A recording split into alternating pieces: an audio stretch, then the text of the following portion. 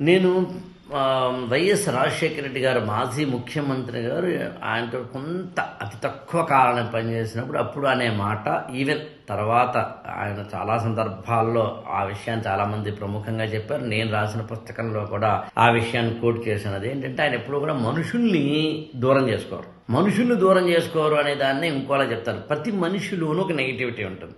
ఏ వ్యక్తిలోనూ అన్ని పాజిటివ్లు ఉండవు.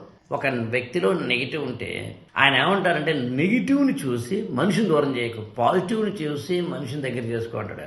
అంటే మనం కనుక ఆ పాయింట్ మీద ఆధారపడి కట్ చేసి ఈ పాయింట్ మీద ఆధారపడి కట్ చేసి ఈ పాయింట్ మీద ఆధారపడి కట్ చేసి ఇలా కట్ చేసుకుంటూ వెళ్ళిపోతే నీ లైఫ్లో ఎవరు మిగలరు, నువ్వు ఒక్కడే ఉంటావు. అలా కాదు, ఎవరిలో ఒక్కొక్కరిలో ఒక లోపం ఉంటుంది. దాన్ని భరిస్తూ సహిస్తూ క్షమిస్తూ నటిస్తూ అవసరమైతే నువ్వు అందరితోటి మింగిలే ఉండగలగాలి. ఒక ఉదాత్తమైన ఆశయం పెట్టుకొని అత్యంత ఎవరెస్ట్ శిఖరం అంతా ఎత్తుకెదగాలి అనుకునే వాళ్ళు, అంటే కంపెనీ మేనేజర్లు కానీ, ఓనర్స్ ఆఫ్ ద కంపెనీ కానీ, లేదా ఏదైనా ఒక సినిమాల్లో పరంగా చెప్పాలంటే డైరెక్టర్ ఆఫ్ ద ఫిల్మ్ కానీ, ప్రొడ్యూసర్ ఆఫ్ ద ఫిల్మ్ కానీ, ఎవరైనా కావచ్చు. బట్ ఎవరైతే కెప్టెన్ ఆఫ్ ద షిప్ ఉంటారో వాళ్ళకి ముఖ్యంగా వర్తిస్తుంది ఇది మిగతా వాళ్ళతో పోల్చుకుంటే.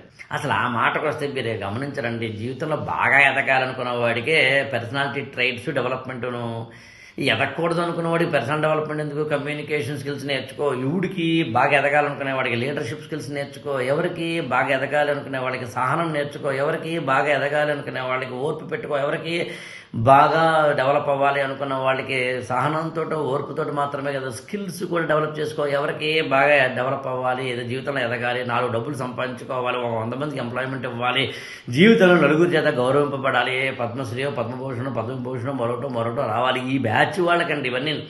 ఏమక్కర్లేదండి, పుట్టాను చస్తాను మధ్యలో బతుకుతాను, నా బతుకు నాది, నేను ఇలాగే ఉంటాను, నాకు ఏమీ మార్పులు ఉండవు, నేను ఎలా పనికిమానుల్లో పుట్టానో అలాగే ఉంటాను, పొద్దునే లేవను, వ్యాయామం చేయను, యోగా చేయను, ప్రాణాయామం చేయను, మెడిటేషన్ చేయను, కొత్త కోర్సులు నేర్చుకోను, తిండి ఎక్కువ తింటాను, ఇంకా అసలు నేను పనికిమాల అలవాట్లు నాకు ఉన్నాయి, టీవీ అదే మన యూట్యూబ్లో ఇన్స్టాలో స్క్రోలింగ్ చేసుకుంటూ బతికేస్తాను, కాస్త కొత్త కోర్సు నేర్చుకోను, కొత్త లాంగ్వేజ్ నేర్చుకోను, కొత్త పుస్తకం చదవను.